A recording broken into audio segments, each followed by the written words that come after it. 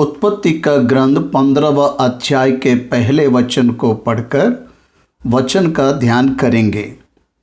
इन बातों के पश्चात यहोवा का यह वचन दर्शन में अब्राहम के पास पहुंचा। हे अब्राहम, मत डर, तेरी डाल और तेरा अत्यंत बड़ा प्रतिफल मैं हूँ। इन बातों के पश्चात ये सब होने के बाद में लूत के परिवार को सदोम से अब्राहम छुड़ाने के बाद में दशमांश मलिकिसेदक को देने के बाद में सदोम के राजा को दिया हुए धन का तिरस्कार करने के बाद में परमेश्वर अब्राहम को दर्शन में दिया। दर्शन, विज़न, परमेश्वर पुराने नियम में उसके भक्तों से स्वप्न में, दर्शन में बात किया थे। स्वप्न में परमेश्वर अब्राहम से स्पष्ट संदेश दे रहा है। अब्राहम, मत डर, तेरी डाल और तेरा अत्यंत बड़ा प्रतिफल मैं हूँ। इन बातों को परमेश्वर अब्राहम से बात करते समय आपसे और मुझसे बात किए जैसे रहना चाहिए, वैसी स्थिति में हमें बढ़ना है। हम भी बहुत से संदर्भों में डरते हैं। मानव का डर भविष्य है। भविष्य के लिए हर कोई सोचते रहते हैं। भविष्य कुछ भी नहीं है ऐसे लगता है। कुछ संदर्भों में हम संसार के परिस्थितियों को हमारे व्यक्तिगत परिस्थितियों के साथ तुलना करते हुए हमारे अंदर भय को बढ़ाते हैं। ये काम सब करते हैं। इसलिए परमेश्वर कह रहा है, मत डर। पवित्र बाइबल ग्रंथ में 365 जगहों पर मत डर ऐसे मानव को दिखाया परमेश्वर ने दिया। संसार या उसकी परिस्थिति कैसे भी क्यों ना हो, विश्वासी को डरना नहीं चाहिए। वो संसार के परिस्थिति विश्वासी पर हावी ना हो, क्योंकि परमेश्वर अपने बच्चों को बचाने के लिए महान सामर्थ्य को रखने वाला परमेश्वर है। हमारा परमेश्वर, ये हमें कभी बोलना नहीं चाहिए।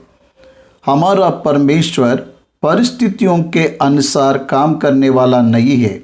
उसके काम करने का तरीका परिस्थितियों के आधार पर नहीं होता। उसके काम करने का तरीका उसका ज्ञान, शक्ति, योजना पर आधारित रहता है। मानव के सारे भय को परमेश्वर एक क्षण में समाप्त कर सकता है। विश्वासियों को सबसे पहले भय को छोड़ना है। भय को छोड़ना है। भय का कारण खुद की सोच, खुद का निर्णय, पाप और अविश्वास है। परमेश्वर पर विश्वास रखने से नया बल मिलता है। परमेश्वर की शक्ति और उसके अपरंपार ज्ञान को ध्यान करते समय ये डर चला जाता है, हट जाता है। मानव को डर पाप के कारण आया। पाप मनुष्य को परमेश्वर से दूर लेकर गया। अब्राहम के सारे सोच में हमेशा डरता।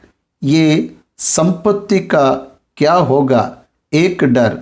उसके वृद्धावस्था में वो कैसे रहेंगे, और एक डर।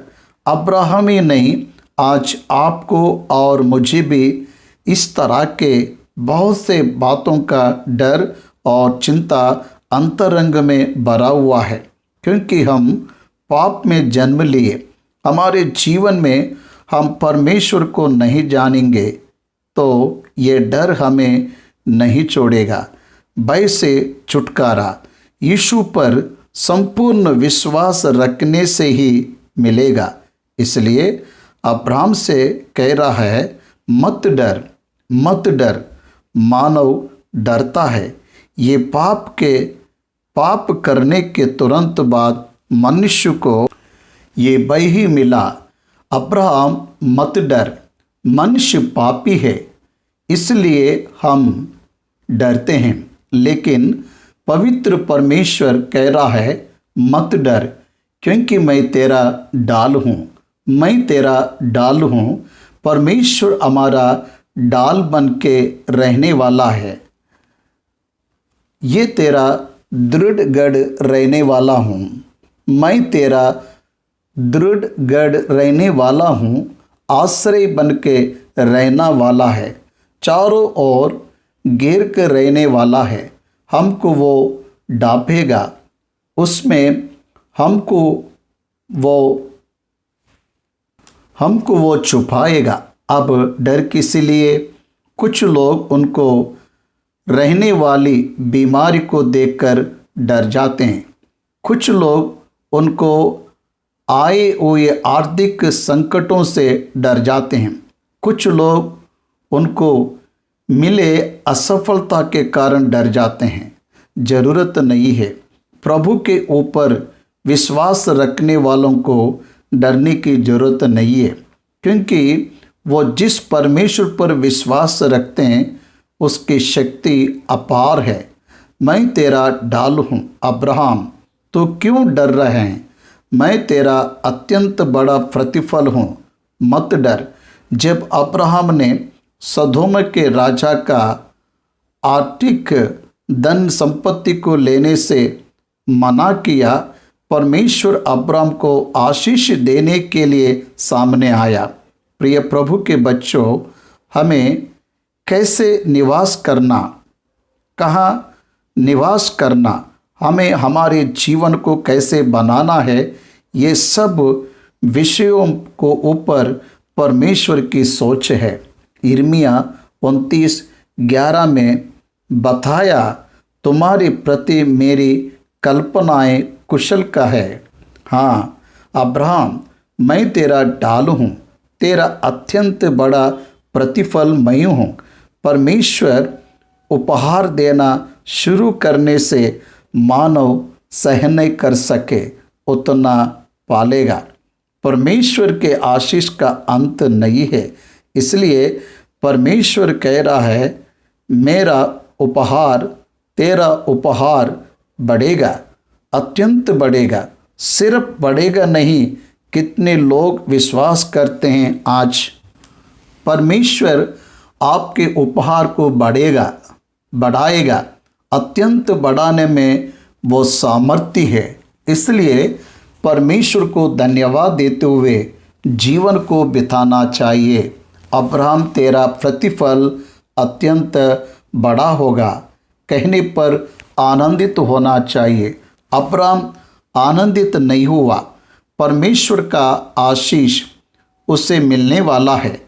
परमेश्वर के बताने के बाद भी हमें ये आने वाली भावनाएं हमें शांत नहीं रहने देते, भय की ओर ही ले जाते रहता है। क्या कह रहा है अब्राहम? पता है तू मुझे क्या देगा? प्रभु यहोवा, तू मुझे अत्यंत बड़ा उपहार देगा, पर उसका क्या फ़ायदा? मेरे दास दमिश्कवासी और एलिएजर के अलावा किसे मिलेगी ये संपत्ति? उसने कहा। इस कारण से अब्राहम चिंतित रहा, अब्राहम दुखी हो रहा था। अब्राहम परमेश्वर के सामने तू जो कुछ भी दे उससे मेरा क्या लाभ होगा? मेरे बच्चे नहीं है, उस धन संपत्ति का कोई और ही लाभ उठाने से मेरा क्या लाभ होगा? मनुष्य उसके धन संपत्ति को उसके बच्चे अनुभव करे ऐसा आशा रखते हैं। परमेश्वर से मिलने वाला उपहार उसके आगे की पीढ़ी को जाना चाहिए, ऐसी आशा को रखते हैं। कितने भी बड़ा वक्त क्यों ना हो, उसी तरह अब्राहम ने भी चाहा मेरे घर के धन संपत्ति का कर्ता दमिश्कवासी एलियाजर ही होगा। देख, तूने मुझे संतान नहीं दिया, इसलिए मेरे धन संपत्ति का वारिस दमिश्कवासी एलिएजर होगा, ऐसा बताया। परमेश्वर से ही कह रहा है, तूने मुझे संतान नहीं दिया। परमेश्वर साराई को बंद किया है, खोला नहीं अब तक। परमेश्वर उसके गर्भ को खोलने के लिए एक विशेष समय को परमेश्वर निर्धारित किया। वो समय परिपूर्ण होने तक परमेश्वर भी इंतजार करते रहता है। इसलिए अब्राहम की पत्नी सारै के गर्भ के विषय में परमेश्वर को जो क्लैरिटी है वो अब्राहम को नहीं है। इसलिए रो रहा है, इसलिए कह रहा है, तू मेरा डाल है तो क्या, तू मुझे सब कुछ दे तो भी क्या होगा, मेरे उपहार को बड़ा करने से क्या मुझे संतान नहीं है ना। मेरे दास लोग अनुभव करेंगे, मेरे बच्चे और वारिस अनुभव नहीं कर पाएंगे। वही उसकी चिंता है। परमेश्वर उसका जवाब भी दिया, यह तेरा वारिस ना होगा, तेरा जो निज पुत्र होगा वही तेरा वारिस होगा। सोचिए, तेरा निज पुत्र, तब तक इस्माइल का भी जन्म नहीं हुआ, फिर भी इस्माइल के जन्म ना लेने पर भी उसके पहले के समय में परमेश्वर यहोवा कह रहा है, तेरा वारिस दमिश्कवासी एलियाजर नहीं है, तेरा निज पुत्र है। इसलिए अब्राहम की आशा यह है, उसका निज पुत्र वचन के अनुसार जन्म लिया हुआ पुत्र उसी तरह परमेश्वर की योजना से जन्म लेने वाला परमेश्वर के अद्भुत योजनाओं को पूरा करने के लिए जन्म लेने वाला होगा। इसलिए अब्राहम बहुत आनंदित हुआ, तेरा वारिस ये नहीं है कहने पर अब्राहम आनंदित हुआ, तो बाहर आ।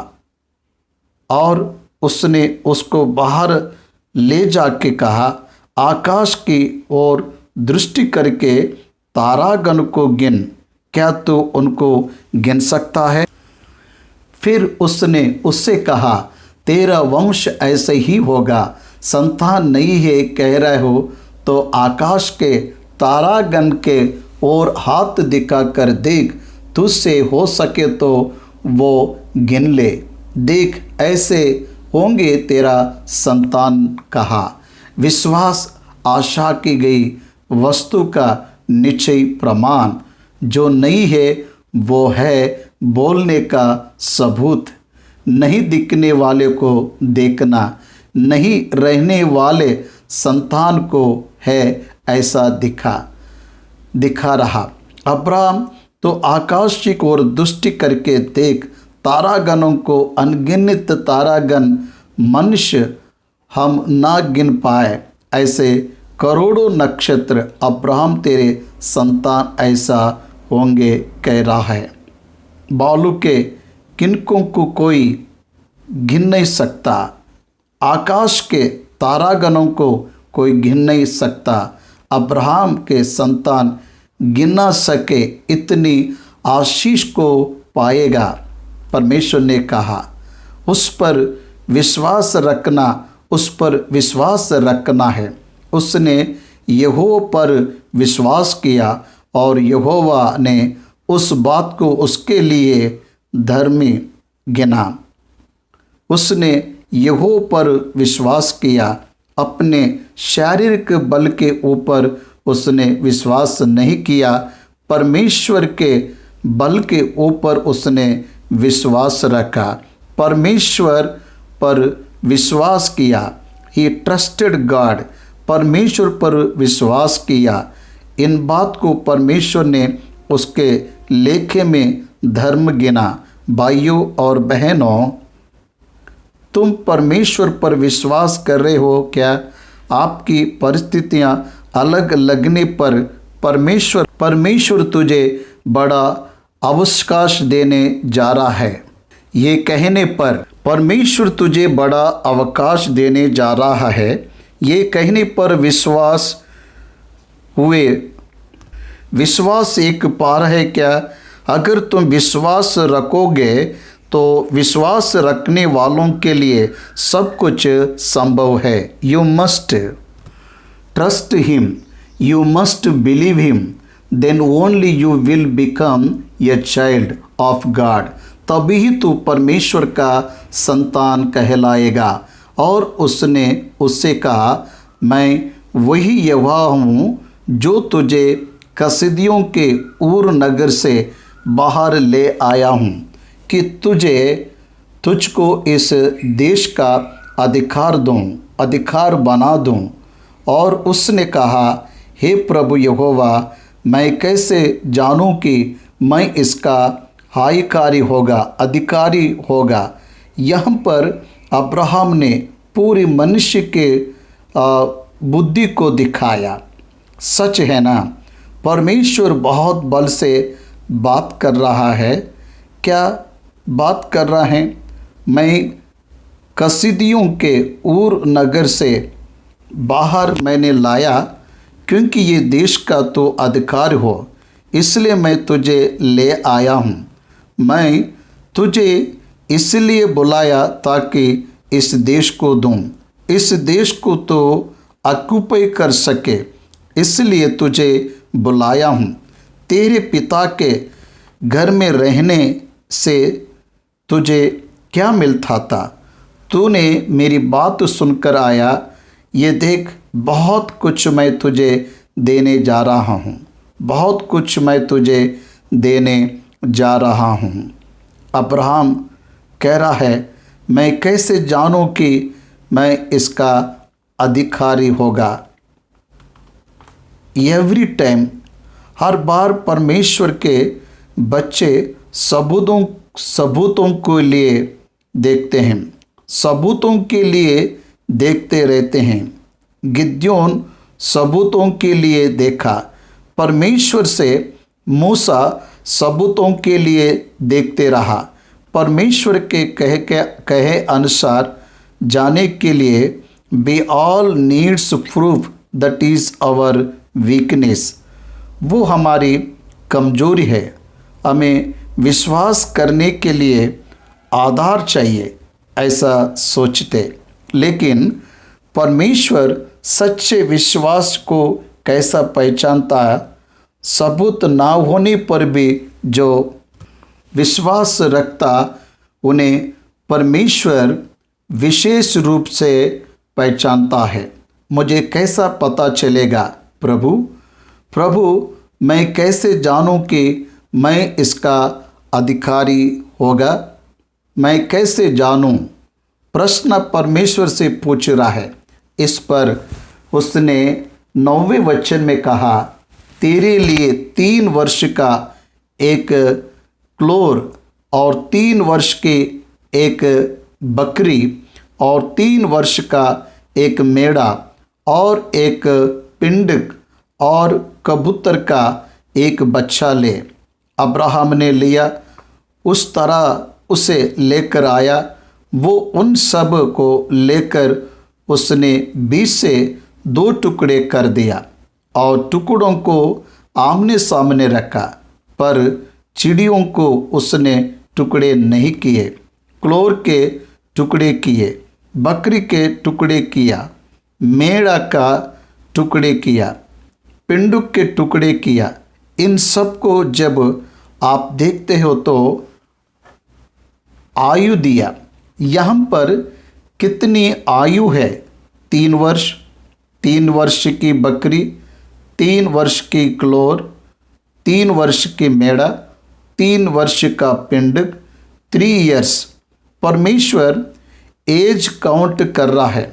इन्हें तू ले और टुकड़े कर आमने सामने रख। पक्षी का तो उसने टुकड़े नहीं किया। जब मांसाहार पक्षी लोहे पर झपटे तब अब्राहम ने उन्हें उड़ा दिया। परमेश्वर ने कुछ भी उसे नहीं दिखाया। तब अब्राहम को भारी नींद आई और देखो, अत्यंत भय और या अंधकार ने उसे छा लिया। तब अब्राहम बारी नींद में सो गया। तब अब्राहम को वो दर्शन दिखाई दिया। वो दर्शन महा अंधकार में उसने जो टुकड़े करके आमने सामने रखा, उनके मध्य में आग चलते जाते हुए वहाँ अब्राहम को सपने में दिखाई दे रहा है। वो लोभों के ऊपर मांसाहार पक्षी झपटे तब उन्हें उड़ा दिया। शाम को अब्राहम को बाहर गहरी नींद आई और देखो अत्यंत भय और महा अंधकार ने उसे छा लिया। तब यहोवा ने अब्राहम से कहा, यह निश्चय जान कि तेरे वंश पराए देश में परदेशी होकर रहेंगे और उस देश के लोगों के दास हो जाएंगे और वे उनको 400 वर्ष तक दुख देंगे। फिर जिस देश के वे दास होंगे उसको मैं दंड दूंगा और उसके पश्चात वे बड़ा धन वहाँ से लेकर निकल आएंगे। परमेश्वर अब्राहम से संतान नहीं रहने पर भी उसके संतान के बारे में उसे बात कर रहा है। उसके संतान में से उसे इसहाक, याकूब, लेवी, कहात, अमराम, मूसा, देखिए 7 लोगों के बारे में बात कर रहे हैं। 7th जनरेशन अब्राहम के मरने के बाद 4th जनरेशन अब्राहम को जब प्रतिज्ञा मिला तब 7वां जनरेशन मिस्र देश में 400 साल दासत्व में रहने के लिए जा रहे हैं। यहाँ पर एक सुसमाचार है, वो वही नहीं रह जाएंगे, वे वापस आ जाएंगे कनान की भूमि में, फिर वापस आ जाएंगे। जब वो वापस आएंगे तो अत्यधिक धनवान होकर आएंगे। कैसे आएंगे? अत्यधिक धनवान होकर आएंगे। 400 साल दुख झेलने के बाद जो उन्हें कष्ट दिए उनका परमेश्वर न्याय करने के बाद गॉड्स जजमेंट अब्राहम के स्थान पर उठकर विपरीत बात करने वालों को परमेश्वर दंड देने के बाद वो अत्यंत धनवान होकर वापस आएंगे। हमको निर्गमन के ग्रंथ में ये नज़ारा देखने को मिलेगा। मूसा के अधिकार में परमेश्वर उन्हें बाहर ले आते समय फिरौन का बड़ा बेटा ज्येष्ठ पुत्र मरने के बाद फिरौन अब उन्हें जा बोलता है। जा बोलने के बाद परमेश्वर ने कहा, ये मिस्र के लोगों से कीमती सब चीज़ें मांग लो, उस तरह तुम उसको लूटे हुए लोग होंगे। क्योंकि मिस्र लोग 400 साल इस्राएल के मेहनत के फल को लूटा। अब परमेश्वर कह रहा है, मिस्र के लोगों से बात करो, उनके कीमती वस्तुएं सोना और चांदी मांग कर ले लो। हम आराधना करके आएंगे तब वापस कर देंगे।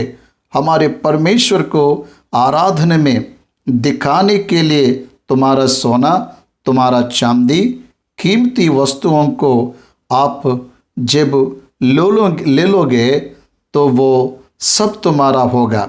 समझ में आ रहा है क्या? अब्राहम को सोचना चाहिए कि आनंदित होना चाहिए। 400 साल दुख मिलेंगे, इसलिए चिंतित होना चाहिए कि परमेश्वर उन्हें स्मरण करेगा, वो अत्यंत धनवान होंगे, इसलिए आनंदित होना चाहिए। It dependence upon Abraham, Abraham के ऊपर निर्भर है। अभी हमारे जीवन में भी ऐसे ही हमारे परिस्थिति नेगेटिव दिखाई देते, हमारे परिस्थिति विपरीत दिखाई देते, लेकिन उसमें से ही परमेश्वर पॉजिटिव रिजल्ट्स लेकर आता है। याकूब ने सोचा यूसुफ मर गया, शिमोन भी नहीं आया, अब बिन्यामीन को ले जा रहे हैं, मैं संतान ना हुए जैसा हो जाऊंगा, ऐसा डर रहा था। सब मेरे प्रतिकूल हो, लेकिन प्रतिकूल परिस्थिति को परमेश्वर अनुकूल परिस्थिति में करेगा। मिस्र देश में जाने के लिए डरने वाला याकूब मिस्र में मरने तक परमेश्वर उसके साथ रहा। गोशेन में उसकी अभिवृद्धि हुई। 70 लोगों के साथ वाला 4th जनरेशन में 20 लाख ये आ गए। सोचिए, मनुष्य वो जैसा सोचा वैसा होता सोच रहे। परमेश्वर जो करना चाहता है वो करता है। ये बात हमेशा हमें जानना है। मैं उन लोगों का न्याय करूँगा, बाद में वे अत्यंत धनवान हो गए, लेकिन तेरे शुभ समाचार है, तेरे लिए ये शुभ समाचार है। तू कुशल से पितरों के पास चला जाएगा, तो कुशल से अपने पितरों के पास चला जाएगा। अच्छे वृद्धावस्था में दफनाया जाएगा। मकपेला की गुफा में 175 वर्ष में अब्राहम को उसके 2 पुत्रों ने दफनाया। अब्राहम को उसके मौत के बारे में बताते हुए, तू अच्छे वृद्धावस्था में मर जाएगा, तू बहुत वृद्ध होने के बाद मरेगा। आप अगर ध्यान दिए होंगे तो इस इंसिडेंट के टाइम पे अब्राहम की आयु 75 से 86 था। 75 वर्ष में वो उस देश में आया, वहाँ से मिस्र गया, मिस्र से वापस आया। वापस आने के बाद फिर इस्राएल को जन्म देने के मध्य अवस्था में यह दर्शन आया। मतलब और लगभग 100 साल जीने वाला था अब्राहम। अच्छे वृद्धावस्था में तो दफनाया जाएगा, तो अभी नहीं मरेगा, तो अपने भविष्य के बारे में चिंता मत कर, तुझे और 100 वर्ष के आयु मैं दूंगा। अच्छे वृद्धावस्था में आएगा तो सुरक्षित आंखें बंद करेगा, तो अपने पितरों के पास जाएगा। अमोरियों का आक्रमण अभी तक समाप्त नहीं हुआ, तेरे वंश वाले फिर यहाँ आएंगे। अब्राहम ये निश्चय जान ले, तेरे मरने के बाद 4थी पीढ़ी के फिर यहाँ आएंगे, क्योंकि अमोरियों का आक्रमण अब तक समाप्त नहीं हुआ। इस तरह परमेश्वर अपने न्याय को कैलकुलेट कर रहे हैं, ऐसा हमें दिखाई दे रहा है। 4थी पीढ़ी के लोग वापस आएंगे। ये प्रतीति से परमेश्वर उसे देने वाला बातों का समझ। शाम होकर अंधियारा छा गया, उस टुकड़े के बीच में से आग चलेगा। उन दिनों में यहोवा मिस्र से लेकर बड़ी नदी कहलाने वाली फसत नदी इफ्रटीस नदी तक ये देश के सरहद तेरे पूरे होंगे। वहाँ निवास करने वाले 10 जाति के लोगों को तेरे संतान को दिया जाएगा। यहोशू के समय इन सारी जाति को भगाकर वो भूभाग को वश में कर लेगा। इवुसी, एमोरी, निर्गर्सी, हिवी, अका, सेना, हरवदी, सगरी, हमाती, ये 10 प्रकार के जाति वालों को परमेश्वर भगाकर उस देश को उन्हें देने का वाचा दे रहा है। जिसने प्रतिज्ञा किया है वह सच्चा है। उनके इतिहास को देखने से हमें समझ आ रहा है। अब इस्राएल देश है, तब कनान देश, अभी इसे जानना है।